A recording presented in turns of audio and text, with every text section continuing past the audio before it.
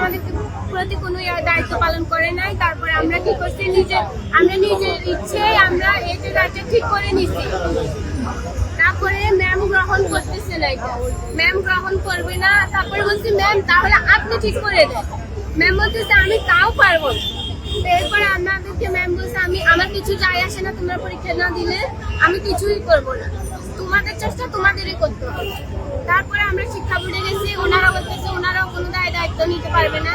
তা আমরা বোর্ডের চেয়ারম্যানকে এটা বলছি যে আপনি একটা নির্দেশনা পাঠান যে কেন আপনার স্কুলের স্টুডেন্টদের কি মনে হচ্ছে না ওরা সব টাকা পয়সা দিয়ে পড়ালেখা করছে, ওরা তো এমন তো না যে প্রতিবন্ধী হয়ে ফ্রিতে পড়ালেখা করছে। এই নির্দেশনাটা আমরা বোর্ডে ওনাকে দিতে বলছি।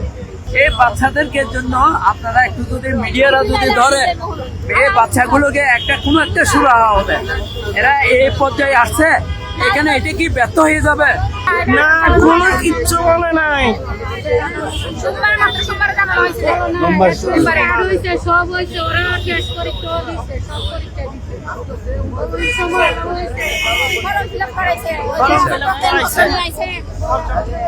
তারও গার্ডিয়ান এখানে ছিল না। তারও গার্ডিয়ান, আমি একজন গার্ডিয়ান ছিলাম ভাই। আর কালকে রাতে কারো এই এটা না হওয়ার কারণে সব গার্ডিয়ান আসছে।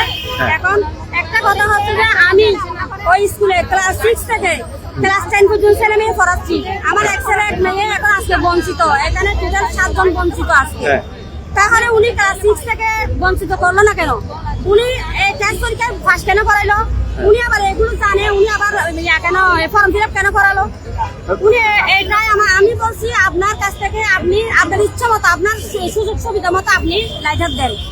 হ্যাঁ, আমাদের বলছেন আপনি অ্যালাউ করতেছেন না, তাহলে আপনার কাছ থেকে দেন।